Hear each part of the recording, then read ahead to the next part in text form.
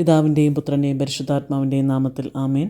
സങ്കീർത്തനം 37:23 വാക്യം. മനുഷ്യൻ്റെ പാദങ്ങളെ നയിക്കുന്നത് കർത്താവാണ്. തനിക്ക് പ്രീതികരമായി ചരിക്കുന്നവനെ അവിടുന്ന് സുസ്ഥിരനാക്കും. ആമേൻ. ഹല്ലേലൂയ. ഈശോയിൽ പ്രിയരെ, ഈ ലോകത്തിലെ നമ്മുടെ ജീവിതം സ്വർഗം ലക്ഷ്യമാക്കിയുള്ള ഒരു യാത്രയാണ് എന്ന് നമുക്കറിയാം. ദൈവത്തിന് പ്രീതികരമായ രീതിയിൽ അത്രയേറെ ശ്രദ്ധയോടെ നമ്മുടെ ഓരോ ചുവടും മുന്നോട്ട് വെച്ചുകൊണ്ട് വേണം ഓരോ ദിനവും നാം ജീവിക്കേണ്ടത്. ഇന്നത്തെ വചനം പറയുന്നത് നമ്മുടെ പാദങ്ങളെ നയിക്കുന്നത് കർത്താവാണ് എന്നാണ്. അത് നമുക്ക് അറിയുന്ന കാര്യമാണെങ്കിലും പലപ്പോഴും നാം അത് മറന്നുപോകും. വിശ്വസ്തനായ തമ്പുരാൻ നമ്മുടെ കാലുകളിടറാതെ നമ്മെ സംരക്ഷിച്ച് പരിപാലിക്കുന്നുണ്ട് എന്ന ബോധ്യം നമുക്കെപ്പോഴും ഉണ്ടായിരിക്കണം.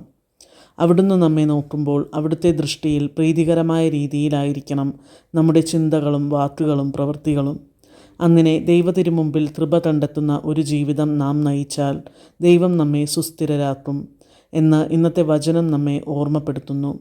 താൽക്കാലികമായ സങ്കടങ്ങൾ ഉണ്ടായാലും ദൈവത്തിൽ നിന്നകലാതെ ഓരോ ചുവടും അവിടുത്തോട് പറഞ്ഞ് അവിടുത്തെ ഏൽപ്പിച്ചു കൊടുത്തുകൊണ്ട് അവിടുത്തെ കരം പിടിച്ച് നമുക്ക് മുന്നോട്ട് നടക്കാം.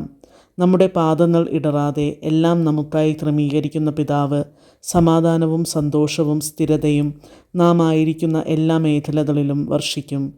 നിത്യം പിതാവിനും പുത്രനും പരിശുദ്ധാത്മാവിനും സ്തുതി, ആദിയിലെ പോലെ ഇപ്പോഴും എപ്പോഴും എന്നേക്കും. ആമേൻ.